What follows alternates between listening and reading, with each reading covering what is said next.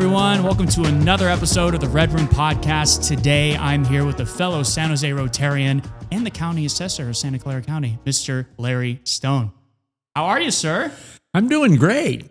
Thanks for coming on. We got a 3-day weekend now, right? I'm looking forward to that. Oh my gosh, you doing any fun plans? Any barbecues, fun things like that? Well, my wife and I hold a garden party every year. We've been doing it for 21 years, and this year we have 165 people coming in a couple of weeks. Whoa. So I'm spending a lot of time outside in the garden right now, but it's always a great time. 165 people? Wow, that's fun. I got a green thumb too. What do you like to garden? What are your type of plants that you like to? Well, we have a very nice garden. It's small, but it's right on Stevens Creek, the creek, not the street. Oh. And we have big actual creek. You're right. And we have big oak trees there, lots of shade. And I have a couple bartenders and a greeter at the door when people come in, and food service and a chef that we use every time we do an event there. And it's quite fun. It's fun for me, and I think it's fun for all those people that are there. Yeah, that's so cool. I love that. It's just, I've during COVID, I was living down in Los Angeles, and I came up to just kind of get out of the city and see my folks. And we were just sitting out in the backyard. Man, I want to go plant something. So I ended up getting like an apple tree, a little mini dwarf orange tree that's like about 4 feet tall, but they produce like the big oranges. I got a bunch of mint, an avocado tree, and I just started planting things. That sounds great. All around their backyard. Well, I've done a lot of that in the past, but given my age, I'm just dealing with flowers now, and I have gardeners that do the rest of that. There you go. So, Mr. Stone, born and raised, let's start from the very beginning. Born and raised, where'd you grow up? I grew up in Seattle, Washington. Never left Seattle until I was about 25. Mm-hmm. So I lived there all my life. Went to the University of Washington, both my undergraduate and graduate work. And I got an opportunity when I got out of graduate school. I got recruited to go back to work on Wall Street. And I'm 25 years old. I'm single. I lived on the east side of Manhattan in a 2-bedroom, 2-bath apartment that I shared with a guy I worked with, working on Wall Street. I thought it was big time, you know. So what was that like? Because you see, for people watching at home, you know, we always see the movies, but like you were like there. What was that like at that time? Well, it was different than it is now because the New York Stock Exchange, now it's all done electronically. In those days, I was there when the bidders and so forth, they were out there buying and selling stock. And when you bought a stock or sold a stock, you actually transferred, one company transferred it to the other, the specific stock certificate. So it's, very much different today when everything's done electronically. You don't have to transfer stock certificates. In fact, I don't even know if they still exist. Yeah. But it was much different. Very lively, very much fun. Were you on the phones? Were you making the calls, or like what was the I was involved in the administration of the office, of the company. Okay. Not involved in brokership. I never wanted to be a broker. So I was looking around Seattle, and I wanted to get into the investment business. So I was going to Merrill Lynch and Bache & Companies, where I worked, which at the time was the second largest brokerage firm on Wall Street, no longer existing, next to Merrill Lynch. And they kept saying, God, you'd be great as a broker. I said, I don't want to be a broker. I want to get involved in management or research or whatever. Yeah. So I stopped into the Bache office at that time in Seattle. And the guy said, we just take brokers here. But there's a training program in New York. And it's a 2-year training program. We take 5 people a year from all over the country and train them in all aspects of the company, all aspects. So you spend 2 years moving around from department to department and learning about research and all the things that brokerage firms do. Yeah. And that's exactly what I wanted to do. But actually, a lot of things in my life were just lucky. I just happened to go into a brokerage office in Seattle, and he just happened to say, we don't want you here, but we have this program in New York. So that's how I got to New York. As I said, I was single, and I met my wife there. She was a stewardess with the old Pan Am airline. How cool. And so we got married now, and I got transferred out from New York to San Francisco, which was the regional headquarters for the West Coast. And my boss 2 years later said, okay, it's time to come back to New York. And I thought, whoa, it's going to be a different life. Yeah. I'd be on some train every day from Long Island. I had a baby. And so I met a couple guys, and we started what turned out originally to be a brokerage firm. Mm-hmm. We were the first tenant at 3000 Sand Hill Road, which is a major address, today. Larry, sorry to cut you off. Can you explain to the people that are watching this what Sand Hill Road is, like here in Silicon Valley? That's like essentially the heart of what Silicon Valley. Can you explain to everyone? The heart of venture capital. The second tenant in this building was Kleiner Perkins, which was a major, turned out to be one of the three major VC firms in all of Silicon Valley. And so we worked there, and I thought about it one day, and we were in the securities business, mm-hmm. and we were successful, but I said, we were buying real estate property when Levi Strauss went public. I think it was 1972. Mm-hmm. They're a very paternalistic company, and so these people that worked for them had worked there for them for a long time. And all of a sudden, about 90% of the net worth of these folks, when the company went public and the stock that they had was in what we called a rag stock at the time. Mm. And the company was very concerned about these people losing if the stock market went down, particularly in Levi Strauss stock, that their network could go south. Mm-hmm. And so they hired us to do financial planning and tax planning for these executives. And I thought, so we were buying real estate, we were feeding cattle, we were drilling for oil and all that kind of stuff. And I said to my partners, hey, I like real estate better. When you buy a stock, you're depending on somebody else's management. Mm-hmm. If you own the real estate, you manage it, mm-hmm. for better or for worse. Mm-hmm. And so that's how I got into real estate investment. So we were essentially real estate syndicators. Yeah. We were using other people's money to buy shopping centers, office buildings, apartments, those kind of things. And that worked very well for more than 10 years. And then Ronald Reagan passed the Tax Reform Act in 1987, I think it was. Mm-hmm. And that changed the whole horizon for us and the way we were doing business, because we were very tax-oriented. Mm-hmm. In those days, the top federal tax bracket was 70%. And so you could buy a lot of property and have a lot of tax deductions because of the tax rate. Yeah. And then the Tax Reform Act came along, and it was changing the whole way we did business. And so, but we had a lot of property, so we were living off the management fees, and I hated property management. There's a lot that goes into there's a lot to that. Yeah. So finally in 1990, I said to my partners, buy me out. Okay, and the market had dropped because of the S&L debacle, if you remember that. It was just like the Great Recession, except it was an S&Ls were overbuying, overlending, just like it was a commercial downturn. The Great Recession we had in 20 years later was a residential recession. Again, just stupidity. I mean, people were leveraging things beyond what the value was worth, and when the value of the property dropped, they lost all their money. Yeah. And so I said, just buy me out, and they did. And I ran into a guy, a friend of mine.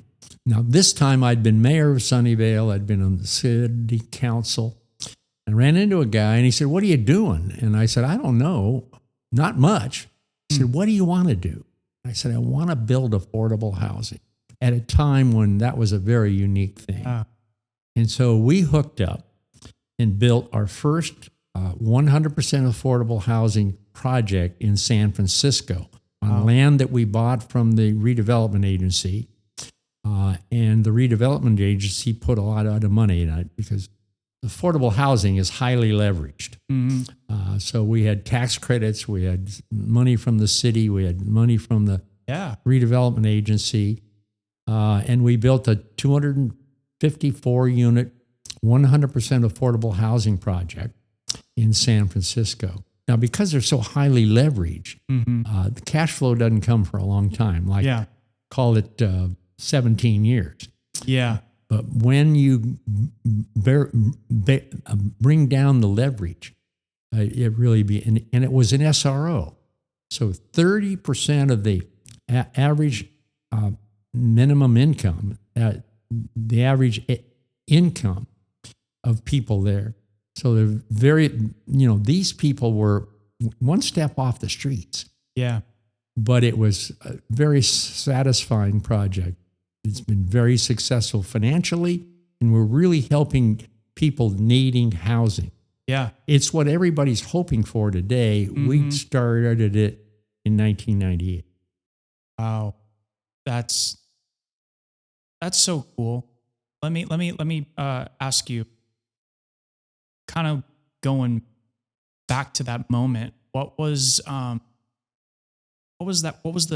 impetus? What was that like thought where like you wanted to head off to that field? I think that's just really cool and remarkable, and of you to do and just help people. What was the thought that you going out in that direction? Well, when I was mayor of Sunnyvale, I became interested in affordable housing, and in those days, San Diego was kind of the mecca for brand new affordable housing projects. Interesting. So were you going down to San Diego and kind of looking at all the different... Exactly. I was so intrigued by it that when I was mayor, I flew down there. I wrote the first affordable housing construction ordinance because the construction requirements for affordable housing are different than normal. And so you have to change your planning and your ordinances. So I wrote the first one for the city of Sunnyvale. And then when we did the San Francisco project, I was surprised to know that San Francisco didn't have an ordinance. Like an affordable housing project, like a single resident occupancy, the planning ordinance says you got to have 2 sinks. Well, when you have an 800 square foot unit, fully furnished, we had the bathroom inside the unit. There's all kinds of things you had to change to accommodate small living units, but and to get that other sink in there, and sure other things that went along with it too. That's kind of the route that I took. And then when I ran into my friend at a conference and he said, "What are you doing?" I said, "Not much." He said, "What do you want to do?" And I said, "I want to build affordable housing." And he called me up and he said, "I want you to go over, look at a property in Oakland." And I went over there and it was not the right one. And then he called me again and he said, I'm talking to the redevelopment agency of San Francisco, and they're very, very much want an affordable housing project. They want it to be single resident occupancy, 1 person per unit. So the typical unit that we built of the 257 units in the project was about 800 square feet, had a bed, a nightstand, an armoire for your clothes, under the sink refrigerator, a two burner stove, and the toilet and shower within the unit, which was different than old time affordable housing where the shower and bathrooms were down the hall. That we didn't want that. And it's been pretty much full for 20 years. Then the next one we did was in Sunnyvale. San Jose. And that's another 250 unit one, but that's a family project. So it's 2 bedrooms and a couple of 3s, I guess, and a lot of 1 bedrooms. So it's a different project. But again, all affordable housing. So Larry, when you're with your partner and you're looking for these properties, what are the specifics for someone like maybe that's wanting to walk in your footsteps? What are the specifics of what you would like in order for that to come to fruition? Well, you need money, and that's the hardest part now. I mean, affordable housing is very desirable. Everybody wants it. It's almost impossible to build. You need tax credits, which means federal tax credits. You need money.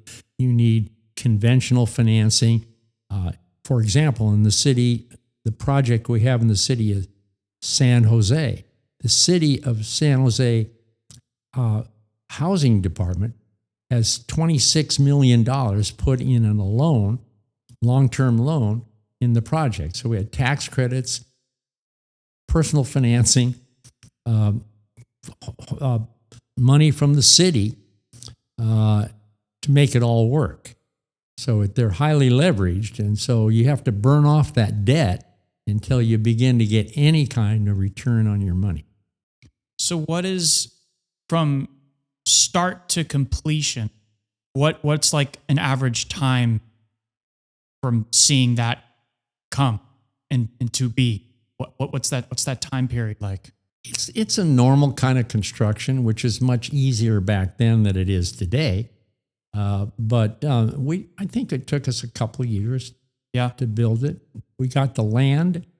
One, we bought the land in the San Jose project.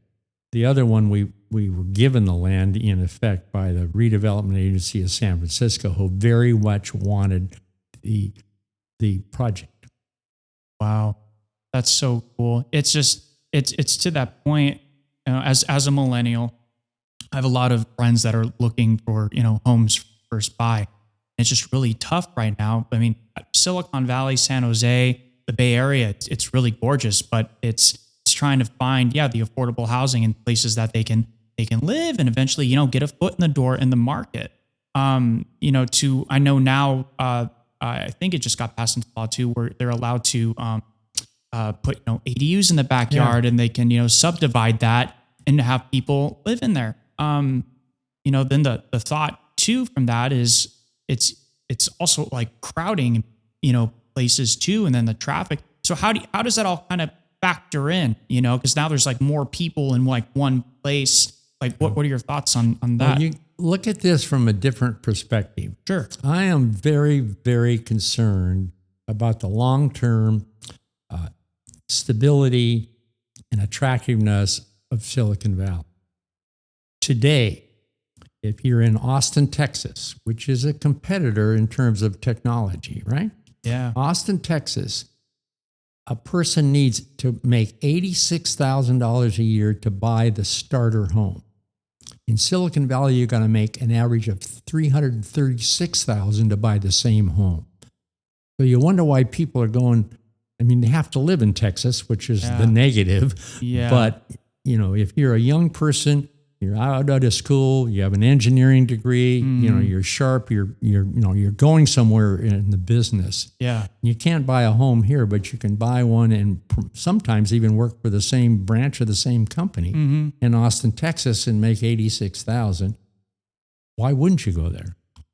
Again, you have to live in Texas, which is the real negative compared to California. Yeah. But if that's your first home, that's where you're moving to. So my concern is the long-term viability, I guess you'd say, not stability, but viability of this area. If we don't solve our housing problem, this place will go south. Slowly, of course, but it will. And so, and not only affordable housing, now it's worker housing. You can make $150,000 a year and still can't afford housing. Yeah. $200,000 a year. So the focus has also changed from not only affordable housing, but also worker housing, where you can be employed with a high-tech firm, for example, and you can still get subsidies sometimes for housing. It's different environment than I've ever seen. Yeah. I bought my first home in Sunnyvale for $33,000. Put $1,000 down. Wow. But that was That's 1960. Yeah, it's like a car today almost. Yeah, you know? yeah. Wow. Do you still live in that like same No, house? no. But I still live in Sunnyvale. Still live in Sunnyvale? Yeah. So kind of going to where you're at now. So what got you into the politics? So you eventually become the mayor of Sunnyvale. What was that leap coming? Like, what was that? Well, I grew up in a political family. My dad was very, very political. So for as far back as I can remember, the conversation at the dinner table was politics. My dad was involved in Democratic politics, and so he was supporting all of the candidates that were running for the legislature or whatever. Yeah.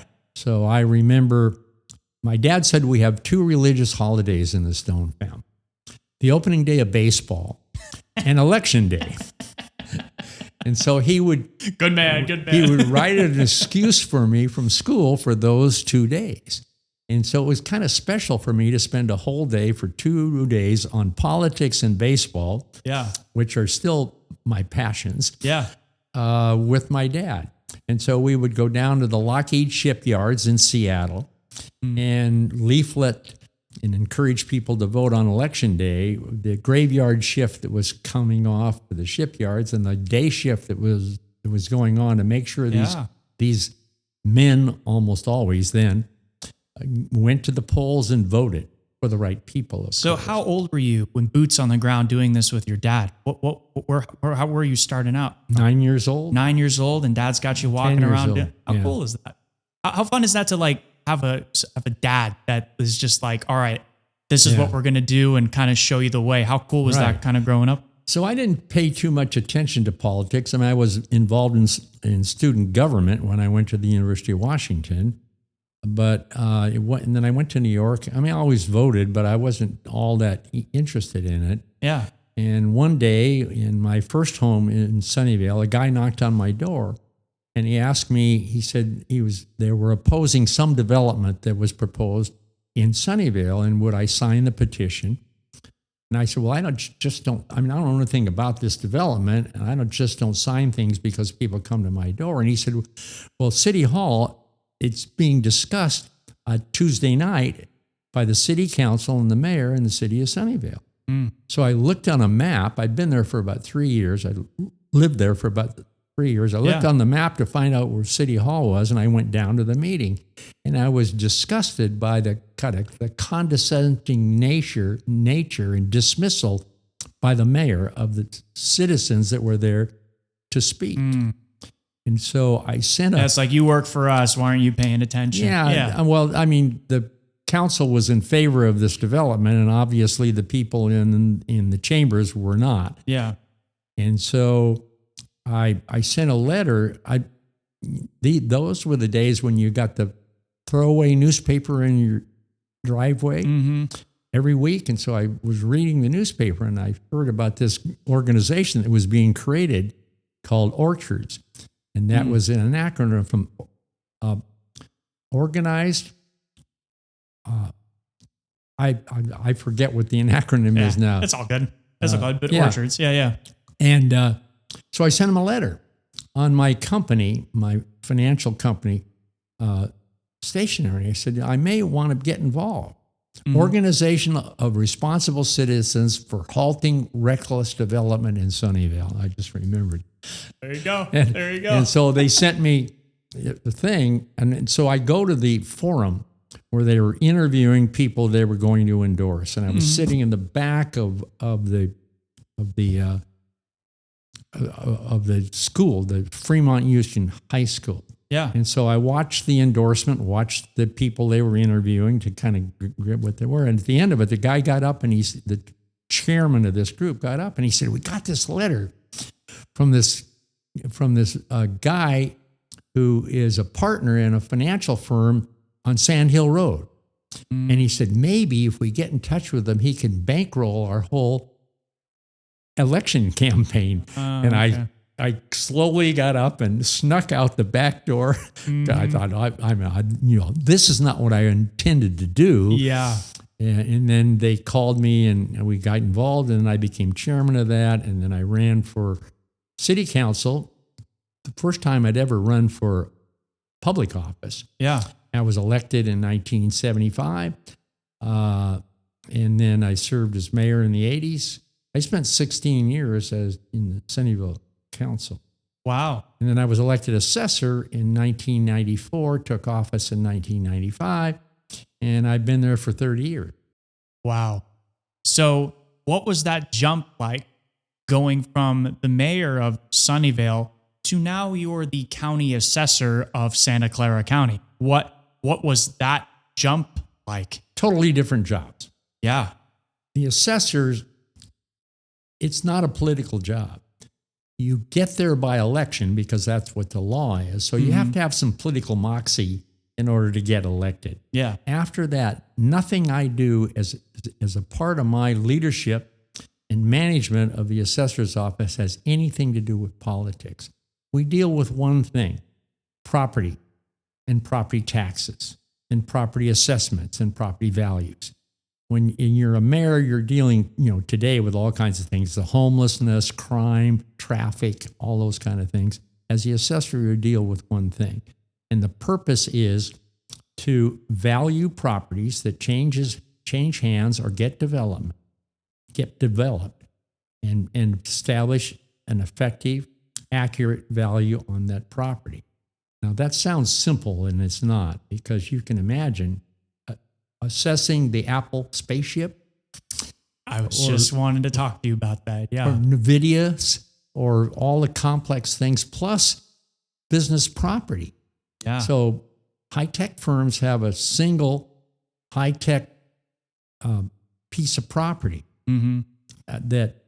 that's internal, not bricks and mortar or land, but and how you value those things can be very complex. But that's basically what I do. A lot of people think that it's a political job because you get there by election, and because in the community I'm still very political. Yeah. So I'm known as a politician, and I'm not ashamed of that. Yeah. When I hear elected officials say, "I'm not a politician, I'm just here to help the people," I go berserk. Yeah. So you are a politician if you ran for office. I'm a politician. I'm damn proud of it. Good. Politics, if you do it right, is essential and very important to the community's welfare. And so when people try to tell you that they're not really a politician, they're running for office and they're serving in that, but it's just nonsense. We know what you are. Yeah. So I've been doing that. My job is a management job. I have 250 people that work for me, 252 for example. I've been there for 30 years. I only have one more person in my office today than the day I took office in January of 1995. 253 people in, 252 today. There's 550,000 taxpayers, property owners in the Santa Clara County. The total assessed value of all real and business property when I took office was $115 billion. The assessment roll that I'm going to close on July 1st, because the law requires me to close things off every July 1st, will be almost $800 billion. The assessment roll has gone up 500%. I only have one more person in my office today than I had 30 years ago. That's huge. I've returned $35 million of my budget back to the general fund unspent. I've underspent my budget every single year, 29 of the 30 years I've been in office. Now that's management, right? Yeah. You don't do that overnight. Yeah. But I came from Sunnyvale. When Bill Clinton was elected president in 1992, I was very much involved in the campaign. And so I kept talking. Neat. So I kept talking to him about Sunnyvale and how we do things differently.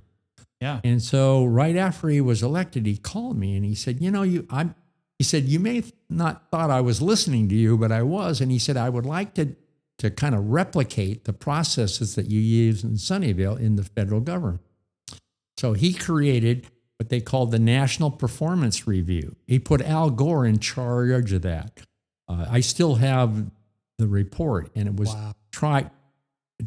doing things in terms of performance management, accountability, those kinds of things, performance metrics at the federal level that we were doing in Sunnyvale.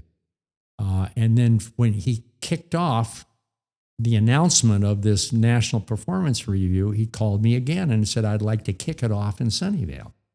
So Bill Clinton and Al Gore came out to Sunnyvale to kick off the National Performance Review, highlighting the fact that they were modeling the federal approach to this at what we'd done in Sunnyvale.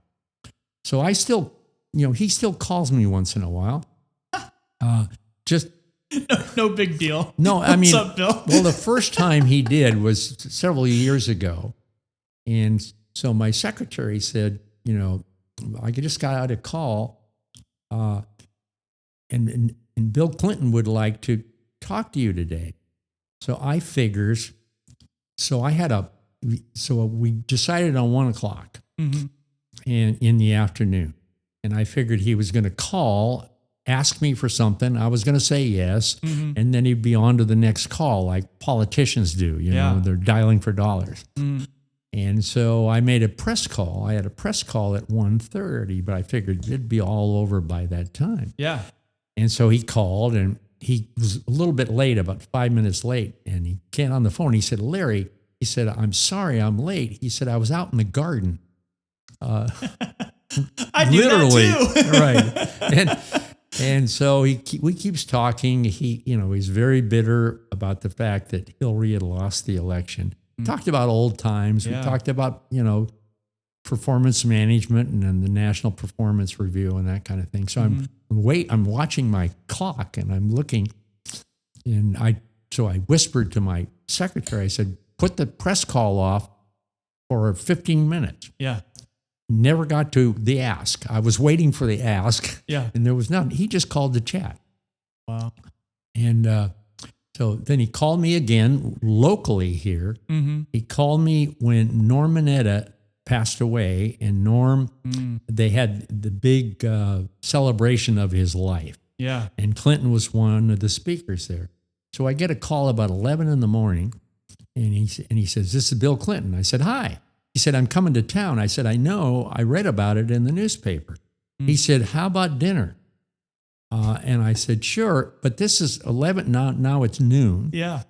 And I'm thinking he's in New York. Yeah. But he's not. Yeah. But I didn't know that. He's in L.A. Yeah. So he said, well, how about 6:30 tonight? And I said, tonight? Oh, I don't, So I set it up. He was staying at the Fairmont at that time. And I was a member of the Capitol Club, which was right next door. Yeah. So I went over to the Capitol Club people and I said, hey, can you guys, now this is 1:00 in the afternoon. I said, can you guys accommodate a dinner with Bill Clinton tonight at 6:30? Can we? Definitely. So he walked across from the hotel. Yeah. I got a room and I had some friends. He said, can you get some friends of ours that worked on the campaign? I said, sure, and I did. So we sat for a couple hours and had dinner. And so when I got the bill of the Capitol Club, there was no bill on it. There was no amount for that. So I called the Capitol Club and I said, I had a dinner there, special room, and there's no thing. The woman told me the Secret Service picked up the tab. He had a couple of Secret Service people there. No big deal. And so I've had a couple of calls with him. Yeah. Just periodically. I don't call him. I talk to his staff once in a while when I'm asking a question about something that occurred in his administration. Yeah. Wow. I'm completely speechless and blown away by that. I mean, what's racing through your head the moment they're like, oh, the president of the United States wants to talk with you? Again, you see these moments in television shows and movies. What's going through your head? your heart like jumping out of your chest kind of, or? Not really. I mean, you're kind of thrilled more than anything else, but because you know him. I mean, if wouldn't get a call from the current president. Yeah. I've known Joe Biden for a long time too, but it would be different. Yeah. I've known Joe Biden. I've had photos with him going back to this late 70s, early 80s. Wow. But there's a lot of opportunities that you have when you're mayor. Mm-hmm. I'll tell you one I get asked a lot about. Sure. Is that when I was mayor, I was a member of the United States Conference of Mayors. And Jimmy Carter was president. And he was trying to improve relationships with Cuba. Mm-hmm. And so in January, a group of 6 U.S. senators flew to Havana. And apparently it worked out fine. And so he wanted to do it with mayors. So myself and 31 other mayors and a few spouses and a bunch of press flew directly from Atlanta to Havana. We spent a week there. And what was interesting, and most people are surprised by this, is that we could go anywhere we wanted unescorted. Okay? And my wife, anywhere you wanted. anywhere we wanted. Interesting. And we every day we met with a different minister, the minister of housing, the minister of education, the minister of health. Yeah. And of course, they were showing off Cuba. And they were very free to say that, we have a lower infant mortality rate than the U.S. does. Our education system is better and all that kind of stuff. Yeah. Was all, call it sales or propaganda. Yeah. And we heard that we might see Castro. So the day before we left, we were in buses, there was 100 of us total. Yeah. 32 elected officials. And so they drove us around and we came across this beautiful, Cuba was just falling apart. All these mansions and so forth that were there when the paint was peeling and it was just kind of bad. Yeah. And so we got off the buses. There was a receiving line, and in the middle of the receiving line was Fidel Castro. My wife speaks Spanish. And so as we were going through, she spoke to him in Spanish. Then we got escorted into this beautiful room, big with food and all that kind of stuff. And Castro comes. And so whenever there was a lull in the conversations he was having with everybody in the room, he'd gravitate toward my wife, Carmen, because she spoke Spanish. Now, he understood everything that I said, but he would not respond in English.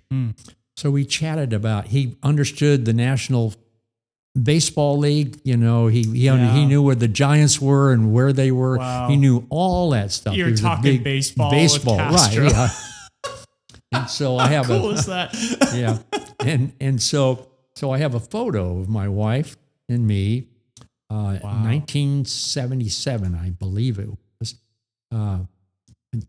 with Fidel Castro. So I have that in my office, and I have one in my home, and that's the thing everybody rates to. What's the story behind that? How the hell did you ever get a picture of Castro? But when I say we could go anywhere we wanted, it was June, and we happened to come across the graduation ceremonies of the University of Havana, and so I see a sign that says library. There was about 3 or 4 mayors and a couple of spouses. So I said, let's go up to the library and see. Yeah.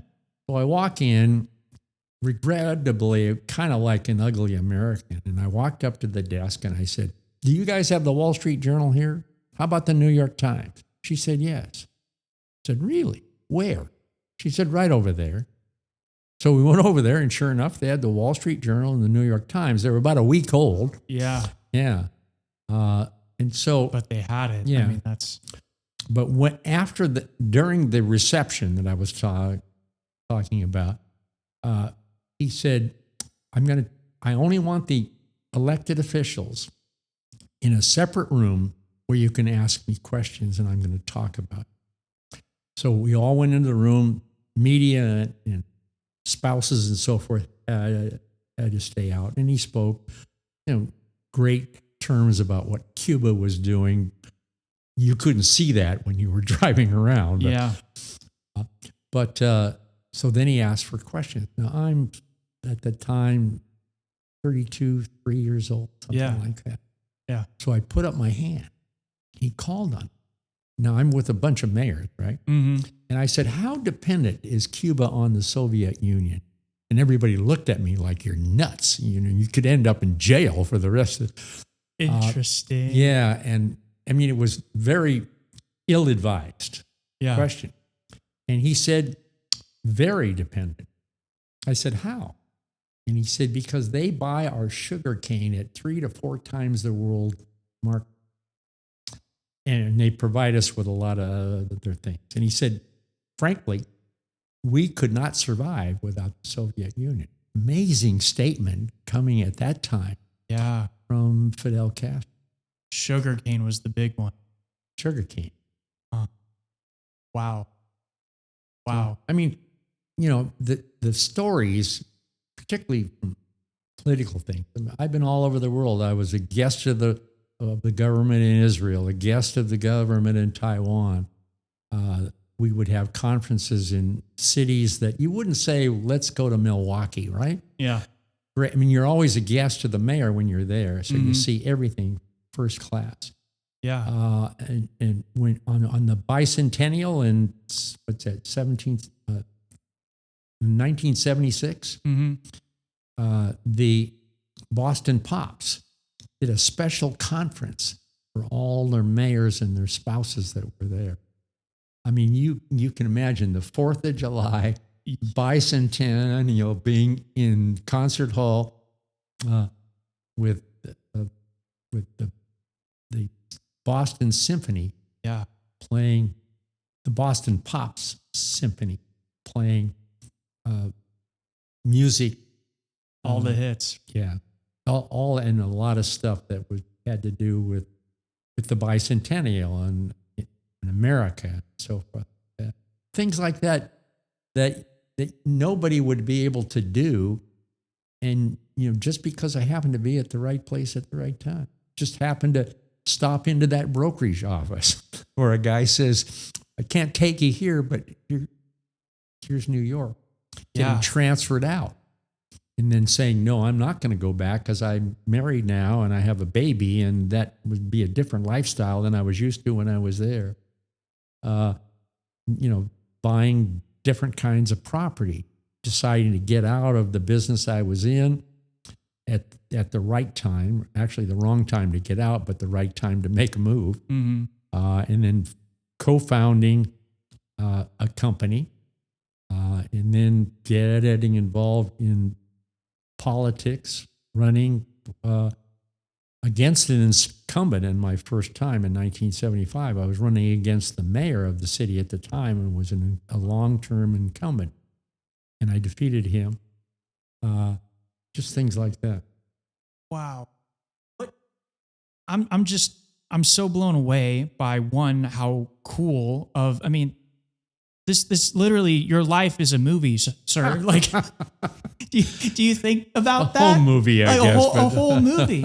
I mean, how do you like looking back when you were just starting out? Did you ever envision yourself being in the room with these historical people? You ever that ever go through your head? No, I mean, I never thought I'd ever leave Seattle. I went on the trip to be interviewed, and my mom said to me, well, you're not going to move to New York. I said, no, but I've never been there, so I've scheduled my interview on a Friday. I'm going to stay there for the weekend. And then I went there. On the way back there, I was reading a New York News, U.S. News and World Report magazine. And on the front of it was on the cover was a guy by the name of Gerald Sy. Now, mutual funds at that time were non-existent. Mm-hmm. So I'm reading this story about this guy who's obviously on the front of a major magazine that's starting mutual funds. And so I interview, I guess I did okay. And they said, we want to take you to lunch. I said, great. So the address was 40 Wall Street. So we were about a half a block away from the New York Stock Exchange itself. So we're crossing Wall Street in the middle of the block, and I look up and I see the Trinity Church. I see the New York Stock Exchange there. They take me into Delmonico's, which I'd heard about as a major kind of prominent restaurant. And so we're eating lunch, and we're in a booth. We're eating lunch, and the guy said, "You see that guy over there? That's Gerald Sy." And I thought, I just was reading about him. Yeah. So I was hooked. I called my mom, and I said, if they make me an offer, I'm staying here. Yeah. And that's how I got there. Again, just more luck than skill. Yeah. More luck than talent, I think you'd say. Wow. I'm just so blown away.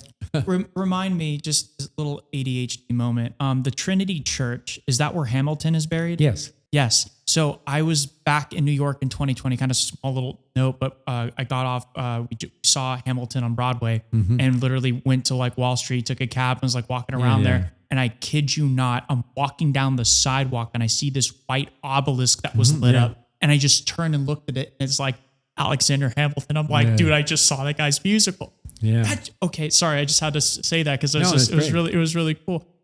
Wow.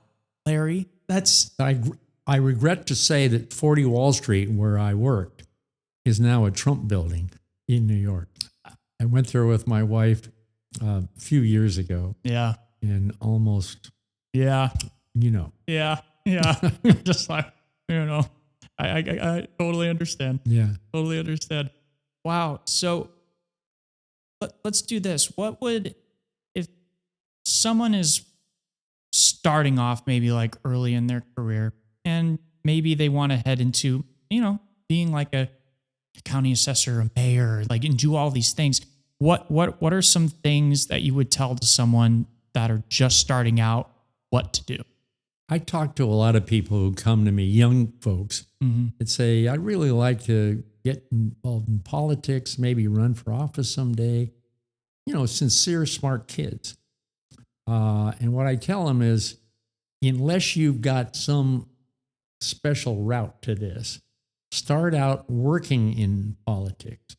Volunteer for the mayor's race or a legislator's race or the assessor's race, although I've been elected 12 times, I've never lost an election. So that's not exactly a good move to make, but get involved. Come help you out. Yeah. Walk precincts and do leafleting. And once you learn the business, because politics, particularly elective politics, is a business. Yeah. Right? Yeah. Very expensive one today. Yeah. And so you get involved and then you learn how people think. It's like working in a company. You start out at the low level and you learn the culture, you learn how the work works, you see mistakes made. Same thing in politics. Yeah. And so when you do that, and then you either get the bug or you don't. Right? A lot of people say, this is nonsense. I don't want to go through this because it's work. Yeah. A lot of work, a lot of pressure, all goes into election day. Yeah. And there's a winner or a loser. The thing about politics, it's great because you know whether you won or lost, or unless you're Donald Trump, and then you're not sure. But and so that's what I did. I grew up in the environment. I was involved in student government in the University of Washington, but I learned it from my father, and I got the bug. Yeah. Then never thought about it again for a long time until I came back from New York, and that guy stopped into my house, asked me to sign a petition. I said no. Went to a city council meeting and said, I'd kind of like to be mayor of the city someday. Wow, isn't it just interesting where like you said, where life kind of like takes you. It's like my folks they said when I was young, they're like, life isn't a straight line. It's like a pinball table. Yeah. It just keeps bouncing, right. And you'll end up somewhere. Yeah. It's to that point. It's just like, it's really cool to see like all the different areas that you've been in and where, that led up to. So I wanted to talk to you about this too. Rotary. Yeah. San Jose Rotary. What was your involvement? When did you start out? Why did you go into Rotary? Right after I was elected in 1995 for the first time, my focus politically was mainly in Sunnyvale because I'd been on the council there, been mayor. I was not really that comfortable with San Jose, but now I'm representing the entire county, right? Yeah. There's 3 countywide elected officials in Santa Clara County by law: the sheriff, the district attorney, and the assessor. We're the only 3 that are elected countywide. You know, the mayor, for example, the constituency of the mayor is half of mine because the city of San Jose is half the size of the total county. So it's a whole different environment when you're running for office. Yeah. But so how did I get involved? I just, well, what was your question again? Your involvement with Rotary. Rotary. What, okay. Yeah, what brought you into it? Why'd you want to join? Yeah, well, did you have friends or family members or someone that no, kind of I had like no connection with any of those kind of organizations. But I get elected, and Peter Carter, he lived right here in Los Gatos. And he came up to me and he said, "You're elected now. You should join Rotary." Well, in those days, Rotary had a policy that if you were an elected official, you couldn't belong. Interesting. You could be a Rotarian before you were elected, and that was okay, but they didn't take people who were elected. So I was elected in November, and I took office in January. So I went through the entire process, which was much more cumbersome then than it is today. Yeah. Between November and January. So I was entered into Rotary just before I took office, and that's okay. So I've been a Rotarian for 30 years. I have perfect attendance. That's right. That's right. You do. That sounds bizarre, and it is, but it's not that. It's not that difficult, because if you serve on a committee, which I've served on the membership committee and the program committee, and they meet once a month. So if you do that, then that stands for a meeting. Yeah. But again, once you start doing this, then it becomes a cause. You know.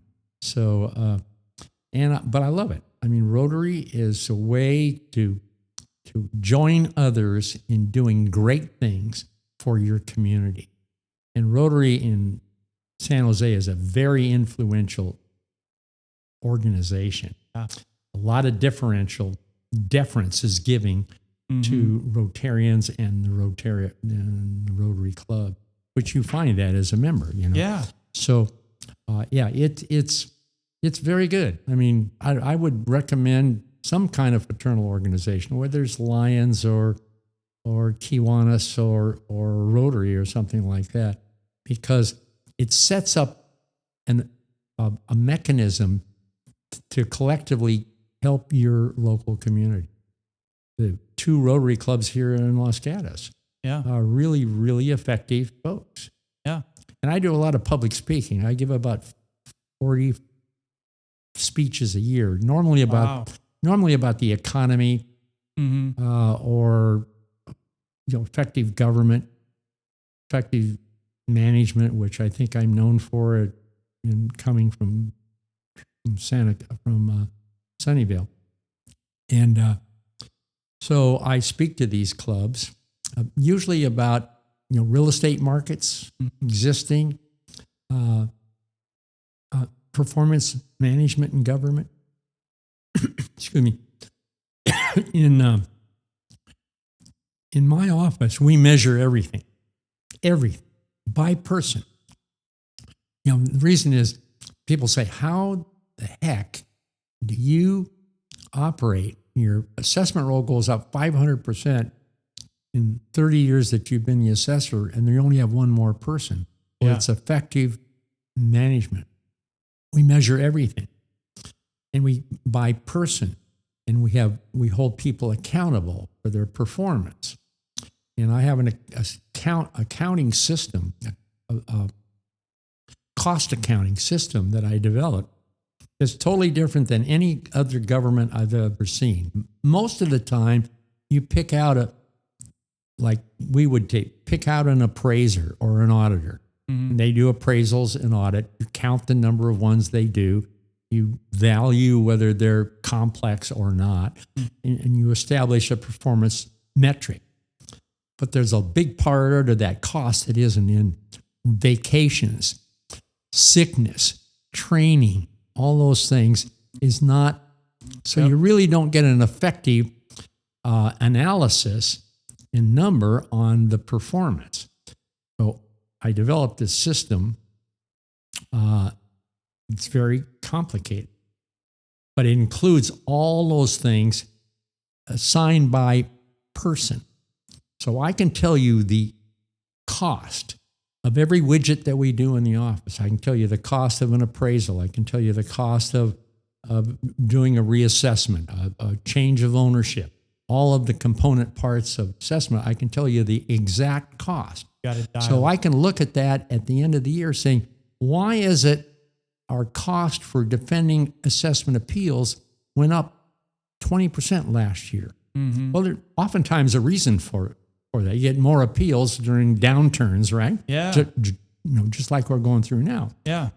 And so, but that gives you a lot of data that you can adjust resources around to cover things that are costing you more this year than they cost you, or improve. That's cost accounting. That's one of the reasons why we can do things with fewer people, do more things, do them better with fewer people. If you know what and you hold people accountable and you reward them. I got the greatest staff ever. They make me look better than I deserve, but that's okay. It's fine with me. Yeah. But I'm not the easiest person to work for, but the people that work for me respect the outcome. They talk about customer service. When I was first elected, my office has always been good technically.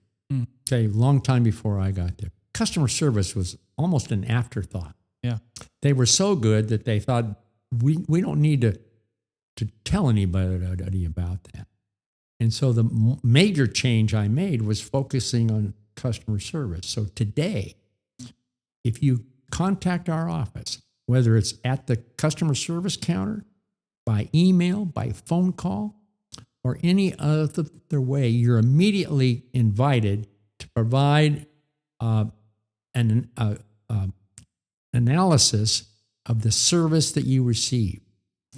And we ask five questions, and they were service oriented, customer service oriented. The environment, how somebody treating you, whether they were prompt, whether they were knowledgeable about your topic, and you can do a phone call and say that, or you can fill out a thing that we have at the customer service desk, or you can email in, and it's instantaneous. In other words, if you're not happy with service you got, and you say so in a customer service response that you're called in, or that you sent in an email or had an online contact with our office, it immediately goes to the supervisor. Okay, so if you're unhappy and you weren't treated right, that supervisor responsible for that individual knows about it within 24 hours. So we can go to the appraiser or the auditor and say, you had this call. What happened?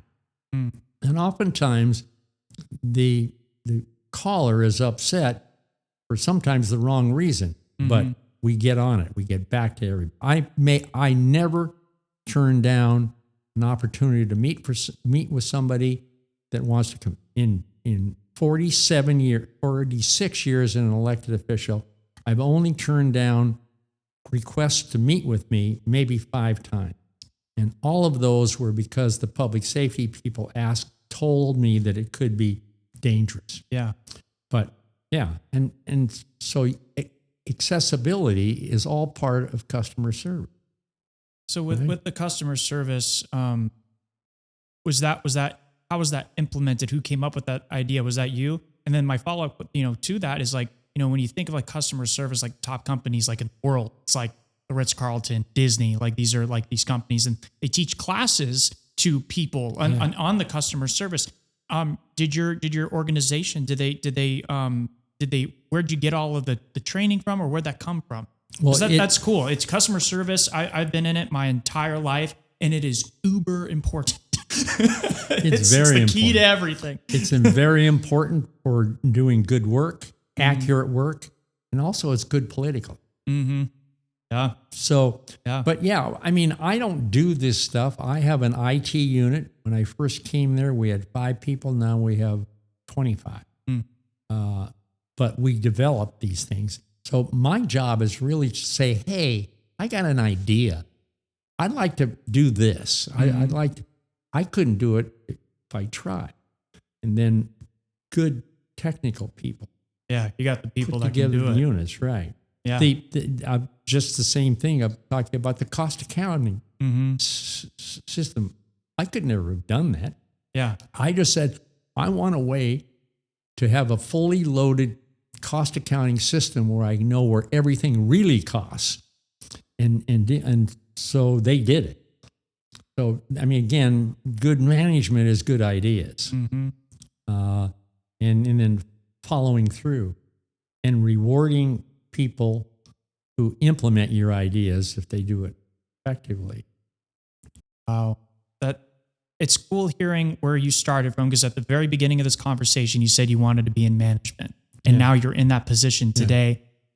Yeah. Do you see like a lot of that through like your life experiences leading to that moment to where now you have like a smooth oiled like machine? Is it from all those life experiences like leading up to that you implemented into that? Very much so. You learn from your mistakes.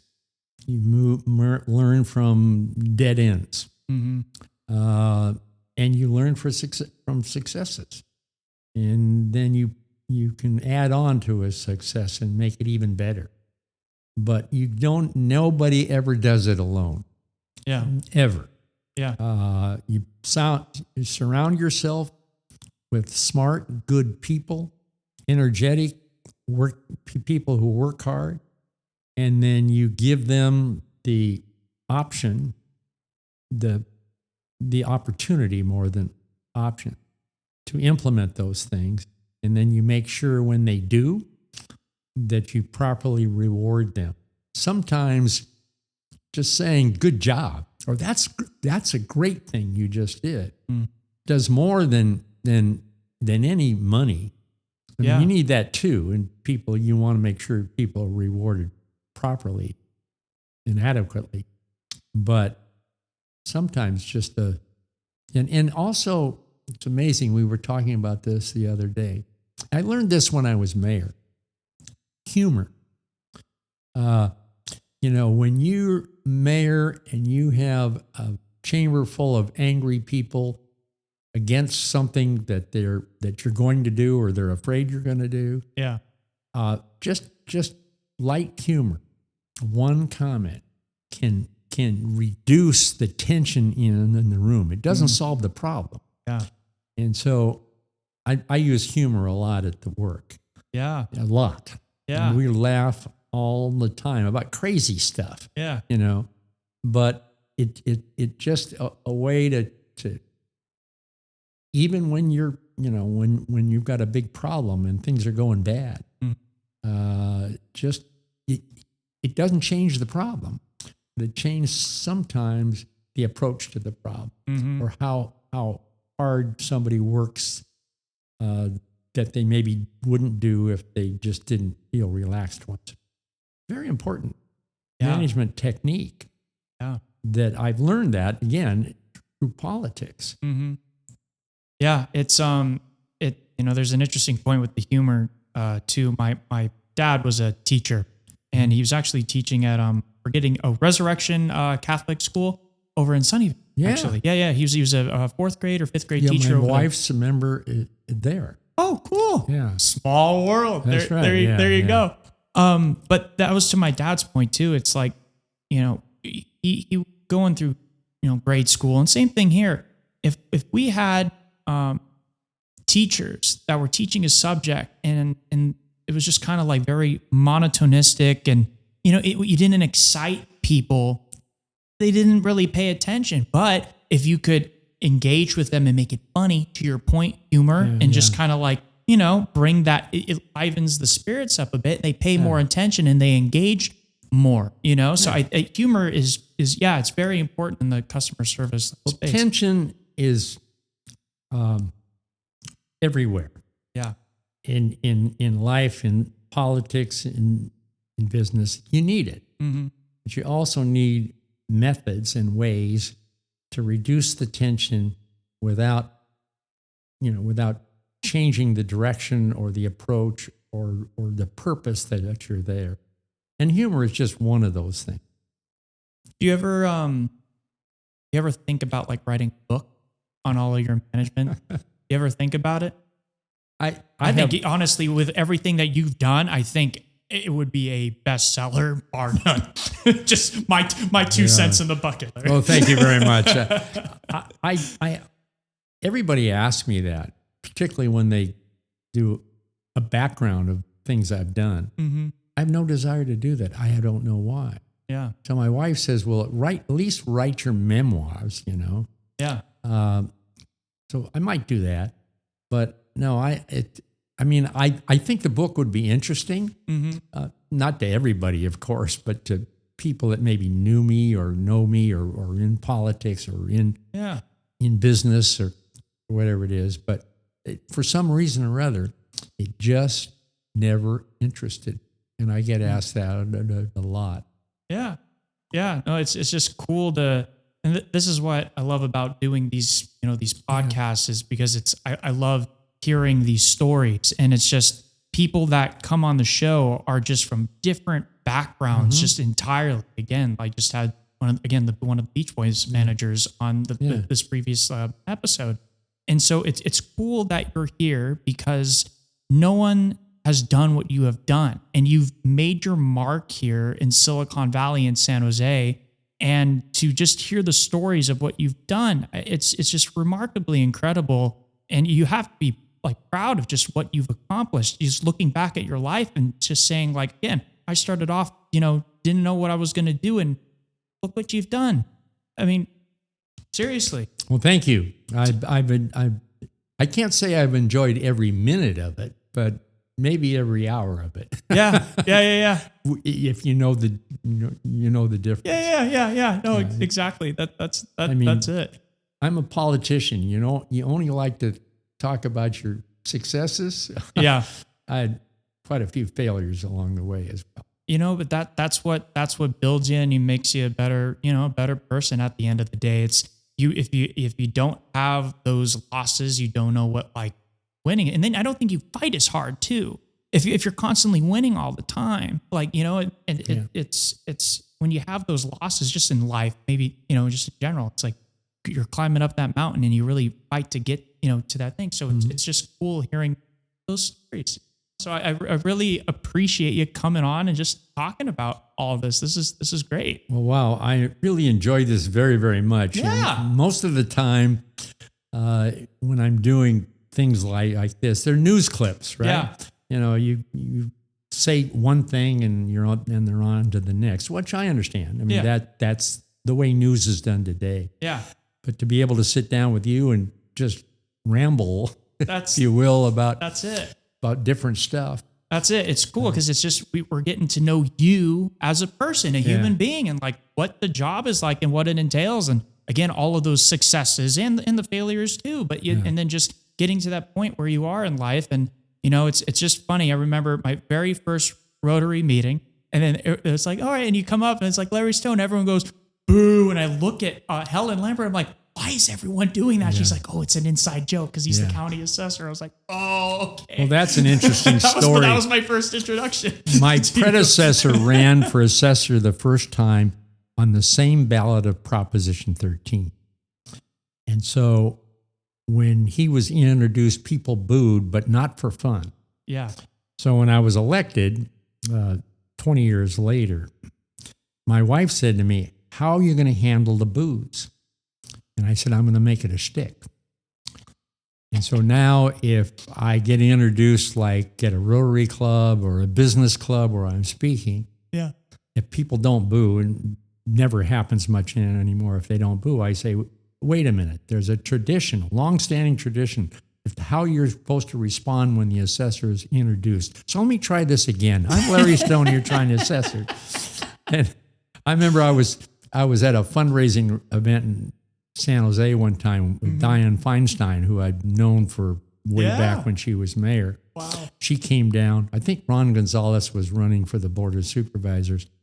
I was sitting next to her at the Fairmont Hotel for a luncheon. And so I was introduced, and she grabbed me by the arm, and her aide Lydia moved over just like Helen did with you and said, don't worry. Or one time Ronnie Lott was being honored by some group, and I was in the audience.